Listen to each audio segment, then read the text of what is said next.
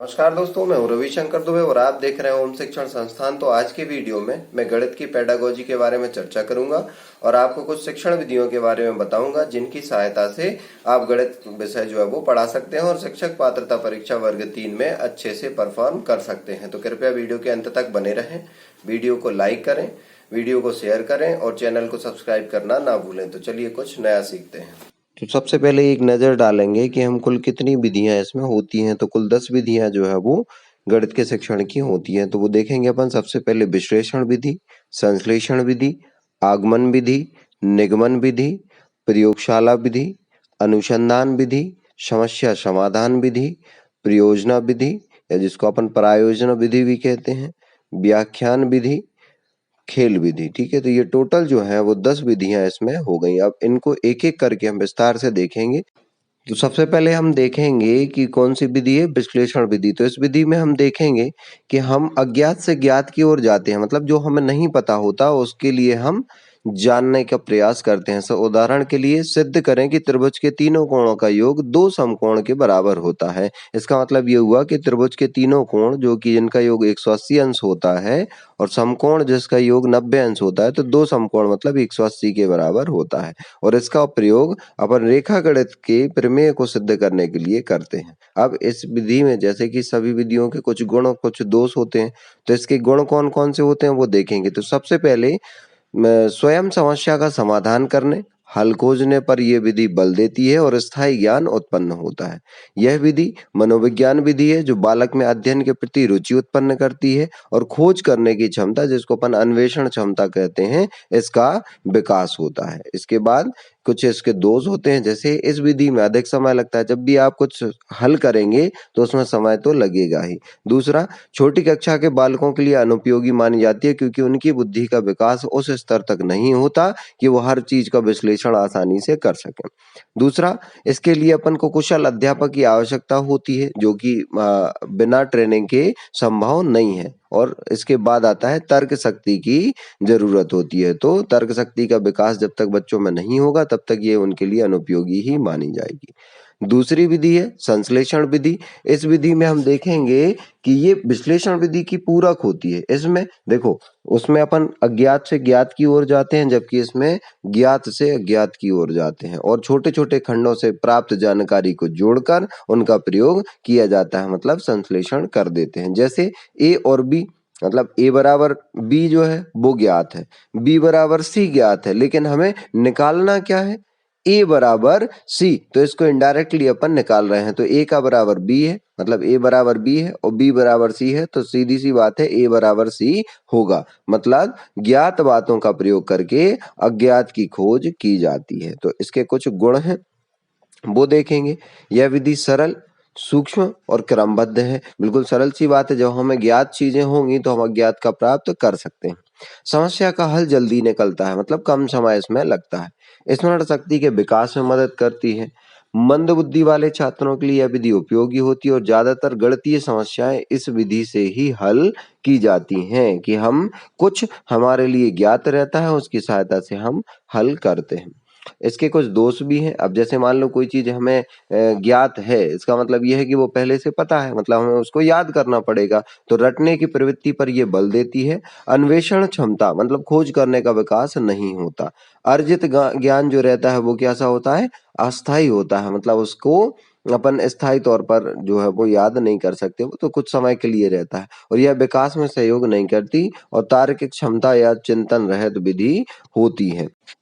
इसके बाद हम बात करेंगे तीसरी विधि के बारे में, तो जो कि अपनी है आगमन विधि। इस विधि में पहले छात्रों के सामने उदाहरण रखे जाते हैं और फिर उन पर नियम जो है वो बनाए जाते हैं। अब देखेंगे कि कौन से 3 कार्य किए जाते हैं इसमें।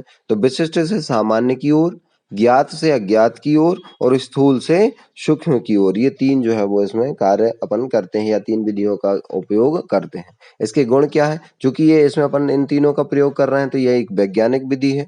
स्वयं से कार्य करने के कारण अधिक स्थायी अधिगम होता है, मतलब विकास जो है वो तेजी से होता है। व्यवहारिक और जीवन में लाभप्रद विधि है। इसके द्वारा बालक में स्वयं कार्य करने की क्षमता का विकास होता है और बालक सदैव जिज्ञासु रहता है।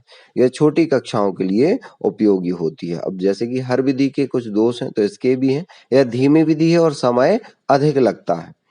परिश्रम अधिक करना पड़ता है, परिणाम पूर्णतः सत्य नहीं आते। कई बार ऐसा होता है कि जो छात्र है वो कैसा गलत निष्कर्ष पर पहुंच जाते हैं। इस विधि का कक्षा में सदैव प्रयोग नहीं किया जा सकता। तो ये 3 विधियां अपन ने देख ली। चौथी विधि है निगमन विधि। ये आगमन के विपरीत है। इस विधि में सबसे पहले क्या करते हैं अपन, परिभाषा, सूत्र और निर्देश को बता दिया जाता है और उसके बाद उसको सिद्ध किया जाता है। इसमें अपन नियम से उदाहरण की ओर चलते हैं। तो हमें पहले नियम दिया रहता है और नियम की सहायता से अपन उदाहरण देखते हैं। सामान्य से विशेष की ओर और स्थूल से सूक्ष्म की ओर। तो ये उल्टा हो जाता है किसका, दूसरी जो अपन ने विधि पढ़ी थी आगमन उसका। ठीक, इसके बाद इसके गुण देखेंगे। तो ये शिक्षण कार्य को सरल बना देती है, छात्रों के लिए सरल हो जाती है। अंक गणित और बीज गणित के निगमन शिक्षण में भी ये सहायक होती है। समय कम लगता है, परिश्रम कम होता है और स्मरण शक्ति का विकास होता है। अब बात ये आती है कि फिर इसके दोष क्या है। तो देखेंगे यह अमोवैज्ञानिक विधि है, क्योंकि इसमें छात्र जो नियमों सूत्रों की खोज स्वयं नहीं करते लेकिन याद करते हैं। ऐसे मूल्यवान ज्ञान अस्थायी भाव स्पष्ट करता है। तो सिंपल सी बात है, आप रटोगे तो अस्थायी ज्ञान तो प्राप्त करोगे ही। इसके बाद आती है प्रयोगशाला विधि। तो जैसा नाम से स्पष्ट है प्रयोगशाला विधि, तो इसमें क्या करते हैं छात्र जो रहते हैं स्वयं गणित की प्रयोगशाला में यंत्रों, उपकरणों और अन्य सामग्री की सहायता से नियमों और सिद्धांतों का प्रतिपादन या उनकी सत्यता की जांच करते हैं। उदाहरण के लिए पाइथागोरस प्रमेय को प्रयोगशाला में सिद्ध करना। अब इसके गुण क्या है, चूंकि प्रयोग कर रहे हैं बच्चे तो उनका विकास तो होना ही है। तो छात्र प्रयोगशाला में उपकरणों का कुशल प्रयोग करना सीखते हैं। प्रयोगशाला में किया गया अधिगम स्थायी होता है। ये विधि रुचिकर है, तर्क क्षमता का विकास होता है। तो ये कुछ इसके गुण है। इसके बाद इसके दोष की तरफ चलेंगे। चूंकि हर चीज हमें प्रयोगशाला में सिद्ध करनी है तो हमें उसके लिए उपकरणों की आवश्यकता होती है। तो यह खर्चीली विधि है, छोटी कक्षाओं के लिए उपयोगी नहीं है, क्योंकि बच्चे जो है वो उपकरण की सहायता से इतना नहीं सीख पाएंगे। कम संख्या वाली कक्षाओं के लिए उपयोग में लाई जा सकती है। अब आगे बढ़ते हैं और देखेंगे कि छठवीं विधि कौन सी है, अनुसंधान विधि। अब देखना हमने अभी पढ़ा, अब कुछ लोग कहेंगे कि नहीं ये तो जो अभी अपन ने 5वीं विधि पढ़ी है उसी के जैसा है। नहीं, ये अनुसंधान विधि है। इसमें ह्यूरिस्टिक जो शब्द है उसमें एक ग्रीक शब्द उपयोग होता है जो कि है ह्यूरिस्को, जिसका अर्थ होता है मैं खोजता या मैं खोजता हूं। तो आर्मस्ट्रांग ने जो है वो इस विधि की खोज की थी।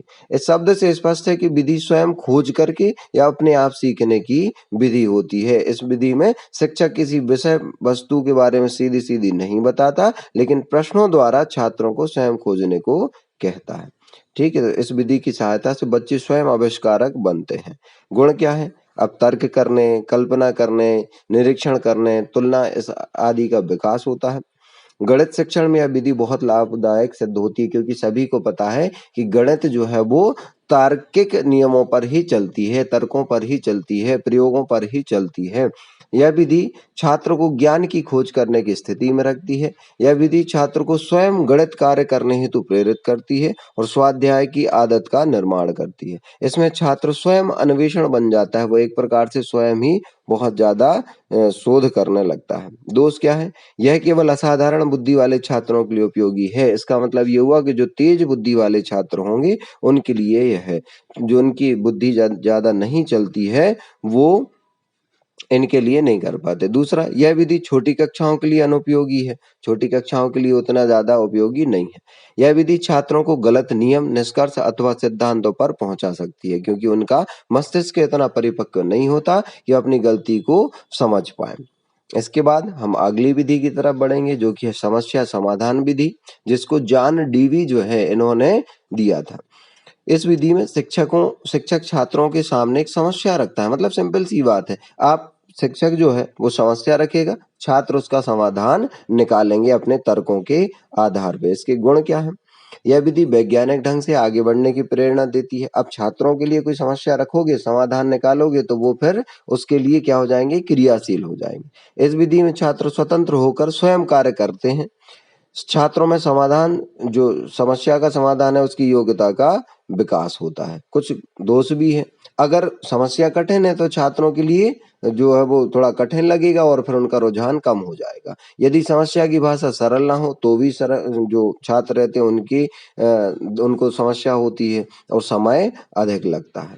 8वीं जो विधि है वो है प्रयोजन विधि। इस विधि का प्रयोग सबसे पहले किलपैट्रिक ने किया था और इसमें संपूर्ण कार्य को योजना बनाकर मतलब पूरी तरीके से जो है वो पूरा किया जाता है। इसमें किसी भी समस्या के समाधान के लिए छात्र जो रहता है स्वयं अपनी तर्क शक्ति के द्वारा कार्य करता है और हल हो जाता है। गुण क्या है? वही क्रियात्मक सृजनात्मक शक्ति का विकास होता है।